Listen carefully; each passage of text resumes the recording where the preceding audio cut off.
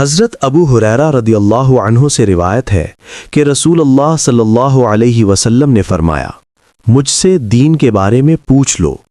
صحابہ کرام رضی اللہ عنہم آپ صلی اللہ علیہ وسلم سے اتنے مرعوب ہوئے کہ سوال نہ کر سکے۔ تب ایک آدمی آیا اور آپ صلی اللہ علیہ وسلم کے دونوں گھٹنوں کے قریب بیٹھ گیا، پھر کہنے لگا، اے اللہ کے رسول، اسلام کیا ہے؟ آپ نے فرمایا، تم اللہ تعالیٰ کے ساتھ کسی کو شریک نہ ٹھہراؤ، نماز کا اہتمام کرو، زکوٰۃ ادا کرو اور رمضان کے روزے رکھو۔ اس نے کہا، آپ نے سچ فرمایا۔ پھر پوچھا، اے اللہ کے رسول، ایمان کیا ہے؟ آپ نے فرمایا، یہ کہ تم اللہ، اس کے فرشتوں، اس کی کتاب، قیامت کے روز اس سے ملاقات اور اس کے رسولوں پر ایمان لاؤ، مرنے کے بعد اٹھنے پر ایمان لاؤ اور ہر امر کی تقدیر پر ایمان لاؤ۔ اس نے کہا، آپ نے درست فرمایا۔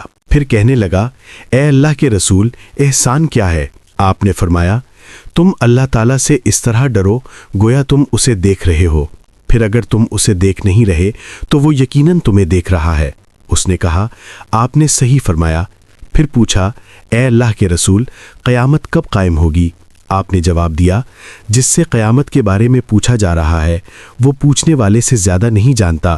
میں تمہیں اس کی علامات بتائے دیتا ہوں۔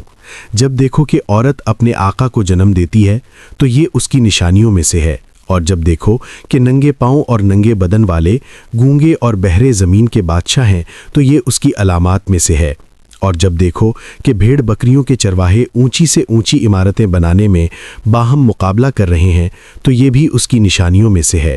یہ قیامت کا وقوع غیب کی ان 5 چیزوں میں سے ہے جن کو اللہ تعالیٰ کے سوا کوئی نہیں جانتا۔ پھر آپ نے یہ آیت پڑھی، بے شک اللہ ہی کے پاس قیامت کا علم ہے، وہی بارش برساتا ہے، وہی جانتا ہے کہ ارحام ماؤں کے پیٹوں میں کیا ہے، اور کوئی شخص نہیں جانتا کہ وہ آنے والے قل میں کیا کرے گا، اور کوئی شخص نہیں جانتا کہ وہ کہاں کس زمین میں فوت ہوگا، سورت کے آخر تک۔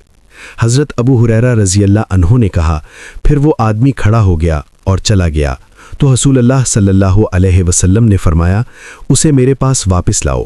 اسے تلاش کیا گیا تو وہ انہیں یعنی صحابہ کرام کو نہ ملا۔